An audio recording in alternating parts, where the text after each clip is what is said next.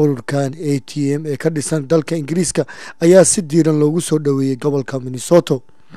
ururkan oo macnihiisu yahay kacdoonka ka soo horjeeda qabyaaladda oo ujeedadiisu tahay inuu ka jaahil saaro ummadda Soomaaliyeed qabyaaladda.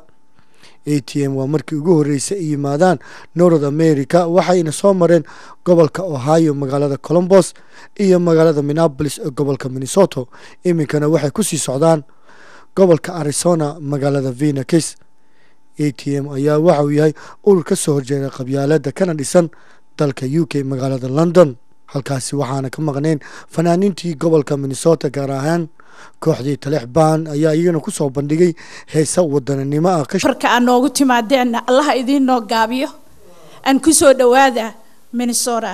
Opportunity to fly over to London and actually see some of these guys and what they do, and I'll be honest with you, they're probably one of the few organizations that can work with anybody. Or teach me about my history, because honestly, you can teach me more about Somalia than my history books can. So if you're not gonna do that, and if you're not gonna talk to me in a mannerful state. dadku waa la dilaa, dhalinyartu waa la dilaa, ama qabyalaha loo dilo ama wax kale ha loo dilo, dhalinyartu way dhimanaysaa. marka arrintiina wata walaalihiin aysan beenbeen ku dhiman, qofna yuusan celin dhihin waxa suubinaysaan. maanta miyaan bishaar waxay idin sharaxaynaa ATM maxaan nahay, maxaa sameynaa, goormaan bilownay, aan maxaan damacsanahay future-ka inaan sameyno.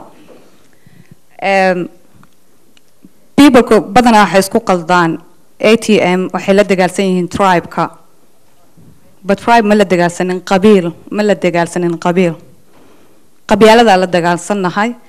Firstly, when we first come into Minnesota, we heard a lot of good things about you guys. We also heard how educated Minnesota is and how forward they are.